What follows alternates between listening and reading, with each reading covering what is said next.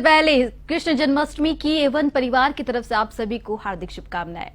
तो वहीं सीएम भजनलाल शर्मा आज भरतपुर और उज्जैन दौरे पर है। सबसे पहले सीएम पूंचरी का लौटा पहुंचे, जहां भाजपा कार्यकर्ताओं ने सीएम का स्वागत किया। उसके बाद सीएम मंदिर पहुंचे, जहां जन्माष्टमी पर पूजा अर्चना कर खुशहाली की कामना की और वहां स्थानीय कार्यक्रमों में भी सीएम शामिल होंगे। इसके बाद दोपहर 2:30 पर इंदौर एयरपोर्ट पहुंचेंगे, जहां वे 3 बजे महाकाल मंदिर जाएंगे, भगवान शिव की पूजा अर्चना करेंगे।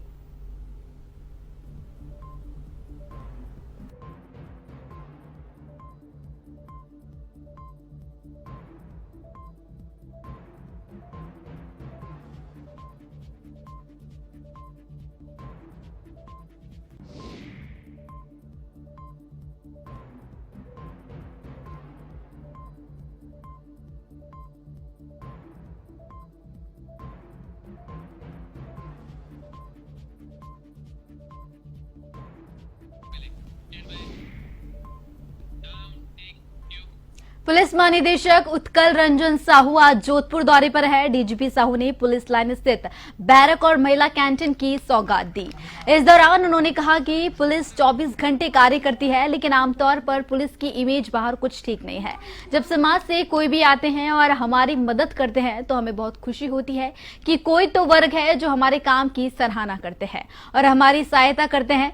पहले पुलिस में महिलाओं की संख्या इतनी नहीं थी, अब जब संख्या बढ़ गई है तो उनकी जो सुविधाएं उनको मिले, ताकि ड्यूटी करने के साथ साथ उनको तनाव मुक्त माहौल मिले। इस दौरान पुलिस कमिश्नर राजेंद्र सिंह सहित सभी पुलिस अधिकारी मौजूद रहे।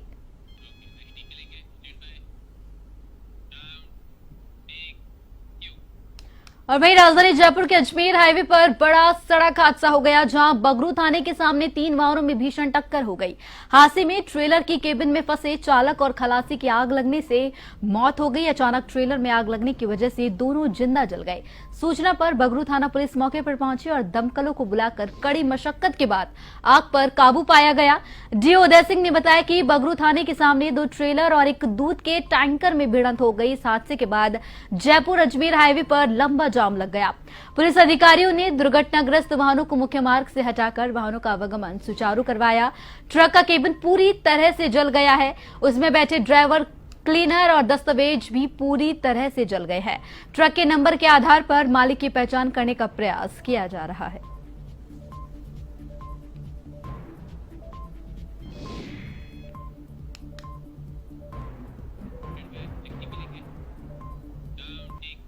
राजधानी जयपुर में बारिश के चलते बड़ा हादसा हो गया। शहर के चांदपोल स्थित तोपखाने के रास्ते में अचानक मकान गिर गया।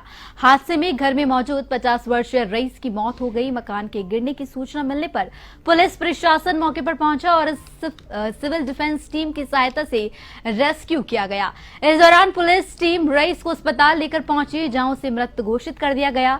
गौरतलब है कि बारिश के चलते परकोटे इलाके में वर्षों के कई जर्जर मकानों को गिराने के लिए निगम प्रशासन ने नोटिस भी दे चुके हैं, लेकिन अभी तक कोई कार्रवाई नहीं की गई।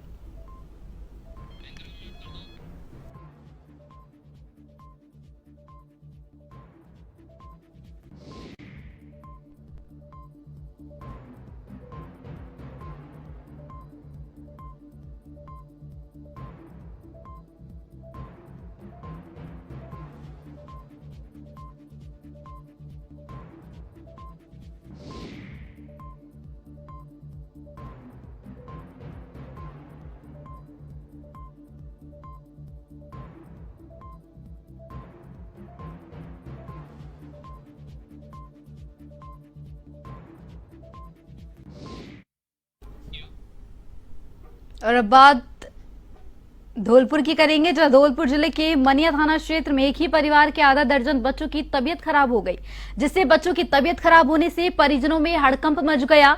2 बच्चों को अस्पताल में भर्ती कराया गया है, जहां उपचार के दौरान उनकी मौत हो गई, जिसके कारण ग्रामीणों में हड़कंप मच गया। दूसरी ओर बच्चों के पेट में दर्द होने पर 4 बच्चों को परिजनों ने धौलपुर निजी अस्पताल में भर्ती कराया है। बाल रोग विशेषज्ञ ने बताया कि चारों बच्चों के उपचार के दौरान 2 बच्चों की मौत हो चुकी है। घटना से ग्रामीणों में दहशत फैल गया है। फिलहाल चिकित्सा विभाग की टीम जांच पड़ताल कर रही है। एक बच्ची मेरी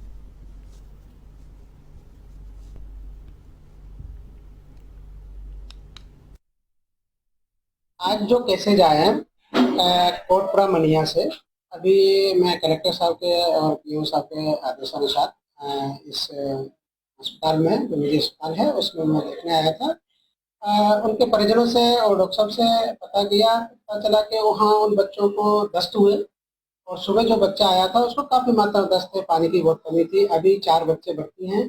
चारों बच्चे सुबह की बजाय अभी सेटल हैं, उनका इलाज जारी है। हाँ सर, वो एक बच्चा कल खत्म हो गया था और जो एक मेरी बच्ची आज खत्म हो गई और एक एक बच्ची मेरी और मेरा भतीजा दोनों यहाँ भर्ती हैं और 2 लड़के जो बच्चा खत्म हुआ है उसके छोटे भी 2 भाई इनके यहाँ पे एडमिट है। और ये पता नहीं सर कि किससे क्या प्रॉब्लम हुई है, पानी से हुई है, खाने से हुई है, कोई पता नहीं। खबर गंगापुर सिटी के टोड़ा भीम से है, जहां नदी के तेज बहाव में 3 युवक बह गए। तीनों युवकों ने नदी में बबूल के पेड़ पर चढ़ अपनी जान बचाई। एक युवक काफी प्रयास के बाद बाहर निकल आया, लेकिन 2 युवक अभी भी नदी के बीच बबूल के पेड़ पर अटके हुए हैं। ग्रामीणों ने पुलिस प्रशासन को मामले की सूचना दी है।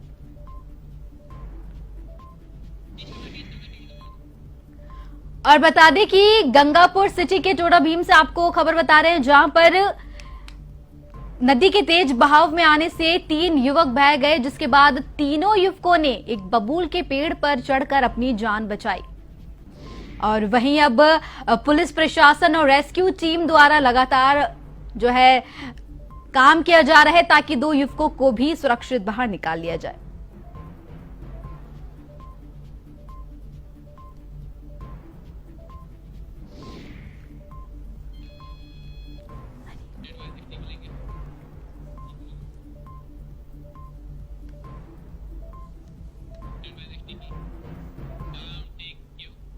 प्रतापगढ़ पुलिस ने मध्य प्रदेश के रतलाम में मासूम का किडनैप करने के मामले में आरोपी को डिटेन किया है। आरोपी को पकड़ने के बाद प्रतापगढ़ पुलिस ने इस मामले में मध्य प्रदेश पुलिस से संपर्क कर उन्हें सूचना दे दी है। पुलिस ने बताया कि थाने के कांस्टेबल को सूचना मिली कि आरोपी सूने मकान में छिपा हुआ है। जब कांस्टेबल मौके पर पहुंचा तो युवक भागने की कोशिश करने लगे, तभी ग्रामीणों की सहायता से कांस्टेबल ने उसे पकड़ लिया।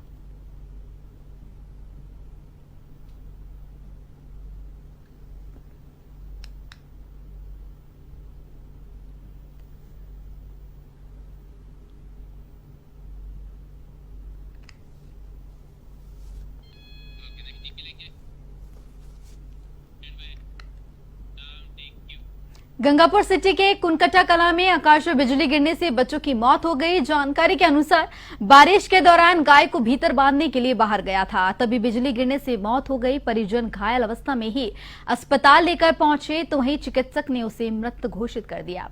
सदर थाना पुलिस भी मौके पर पहुंची, वहीं शव का पोस्टमार्टम कराकर शव परिजनों को सौंप दिया गया है।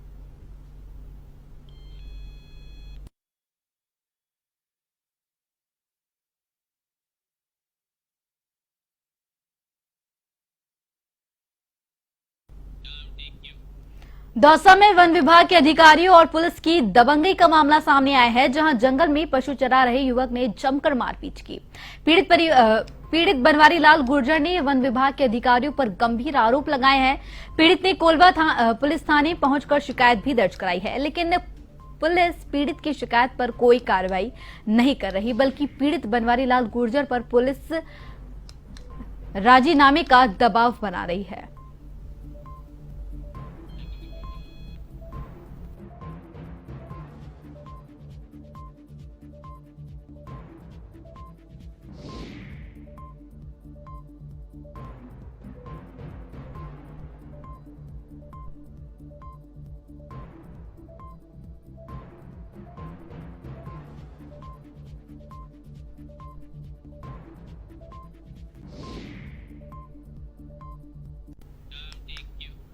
झुंझुनू में बिजली निगम के ट्रांसफार्मर में तांबा चोरी की घटनाएं थमने का नाम नहीं ले रही है, जिसके चलते 3 स्थानों पर चोरी की वारदातें हुई।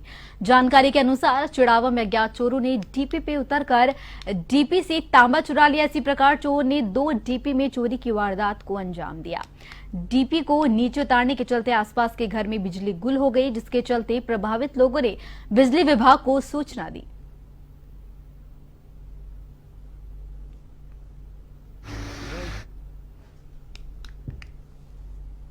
लगभग कोई अज्ञात चोर आए हैं और वो ट्रांसफार्मर को चोरी की इन्होंने, और हमारे कुएं की पाइपें थी 8-10 पाइपें चोरी करके लेके गए हैं। प्लास्टिक की पाइपें थी, वो उनको वो 5-6 पाइपों को डैमेज काट के घेर के गए हैं।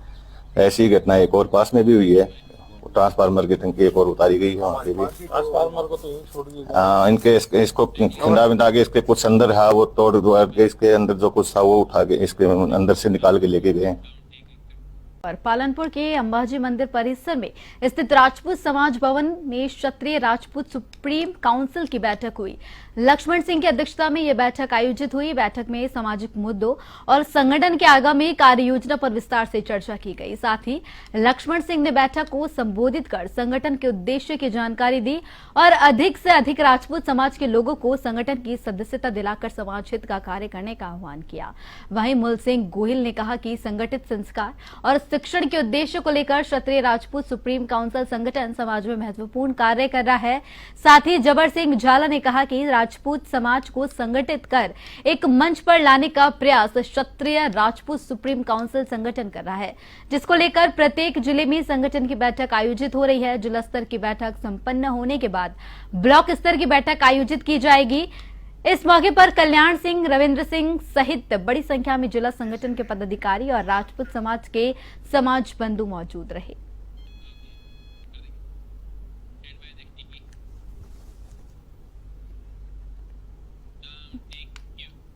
जयपुर में नामदेव छिपा समाज का प्रतिभावान छात्र छात्रा अभिनंदन समारोह मिथिला शरण सत्संग भवन में संपन्न हुआ। संस्था के अध्यक्ष प्रहलाद एंचारा ने बताया कि सांसद मंजू शर्मा समारोह में मुख्य अतिथि रहीं। साथ ही डॉक्टर कुणाल शर्मा और हवा महल विधायक स्वामी बाल मुकुंदाचार्य प्रमुख अतिथि के रूप में उपस्थित रहे। अतिथियों के उद्बोधन के बाद रंगारंग सांस्कृतिक कार्यक्रमों की प्रस्तुति हुई, जिसके तहत लोकगीत, लोक नृत्य, देशभक्ति गीतों की मनमोहक प्रस्तुतियां पेश की गई।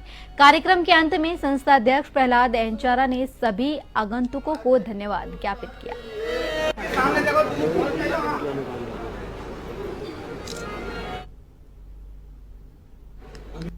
आज नामदेव छिपा समाज की ओर से सांगानेर में हर वर्ष की भांति एक सामूहिक सम्मेलन भी है और जो छात्र छात्राएं जो अच्छे अंक प्राप्त करते हैं और या खेल कूद में प्रतियोगिताओं में भाग लेकर और अच्छे उत्तीर्ण होते हैं, उनको सम्मान समारोह का कार्यक्रम छिपा समाज करता है। आज उसी क्रम में यहाँ उपस्थित हुए हैं। मिथिला सत्संग भवन, नामदेव छिपा समाज दोनों का सामूहिक आयोजन है और ये बहुत ही अच्छा काम है कि समाज के बच्चों को प्रोत्साहित करके और उन्हें और आगे बढ़ाने में उनको उत्साहवर्धन करने का काम करना। तो मैं आज जिन सबको सम्मानित किया गया उन्हें बहुत आशीर्वाद शुभकामनाएं अपनी ओर से देता हूँ। उनका अभिनंदन किया जाएगा जिन्होंने 75% से ऊपर अंक प्राप्त किए हैं। 10वीं से पोस्ट ग्रेजुएट तक छिपा समाज सांगानेर में बहुसंख्य संख्या में है। यहाँ 10,000 परिवार सांगानेर में रहते हैं और इनका व्यवसायिक हाथ छपाई का कार्य है। ये हाथ छपाई का कार्य करते हुए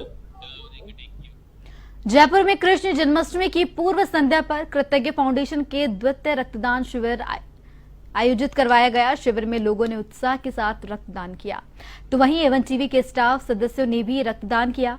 फाउंडेशन ने सभी रक्तदाताओं को प्रशस्ति पत्र देकर संदेश दिया कि रक्तदान स्वास्थ्य वर्धक है और समाज के लिए पूर्ण रूप से उपयोगी है।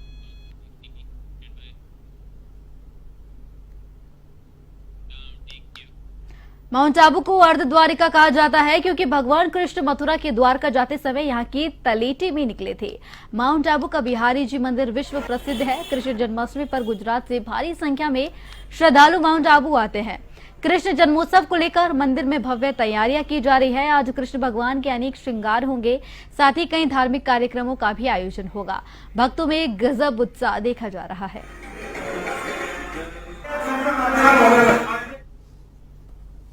बिहारी जी स्वरूप है राधा कृष्ण का, मथुरा के साथ मनाते हैं हम लोग। तो आज जन्माष्टमी में सारी सजावट की गई है और भजन कीर्तन होंगे। रात को महाआरती होगी, 12 बजे भगवान का जन्म होगा, उस बाद प्रसाद वितरण होगा। मटकी फोड़ने का भी कार्यक्रम रखा हुआ है। भगवान का मंदिर पूरे माउंट आबू का सबसे बड़ा मंदिर है और यहाँ पर देश विदेश के सभी पर्यटक यहाँ पे दर्शन के लिए आते हैं। और कल आज जन्माष्टमी होगी, इसमें बड़े सब सजावट की जाती है और शाम को अपने भजन कीर्तन होते हैं। फिर भगवान का 12 बजे जन्म होता है, उसके बाद में आरती होती है। आरती के बाद में सभी को प्रसाद वितरण। भीलवाड़ा के सवाईपुर क्षेत्र का कोठारी बांध देर रात्रि को छलक गया, जहां लगातार पानी की आवक बनी हुई है।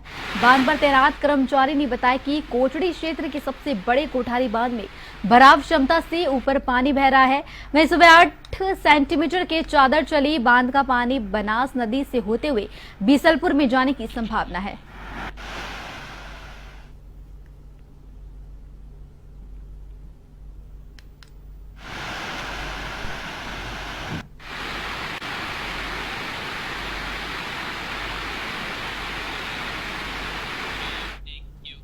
जयपुर में राष्ट्रीय आयुर्वेद संस्थान के पंचकर्म विभाग की 3 दिवसीय राष्ट्रीय कार्यशाला का समापन हुआ।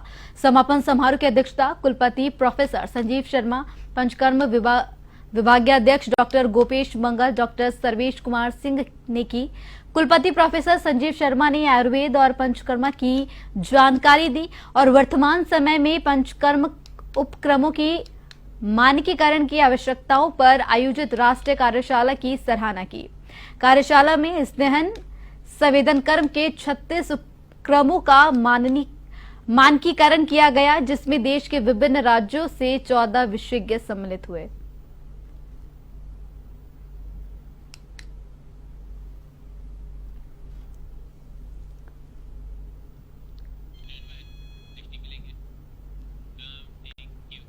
अभी राजस्थान में मानसून की बारिश का कोटा पूरा हो चुका है। मौसम विभाग की पूर्व चेतावनी के मुताबिक शनिवार को कई इलाकों में भारी बारिश हुई।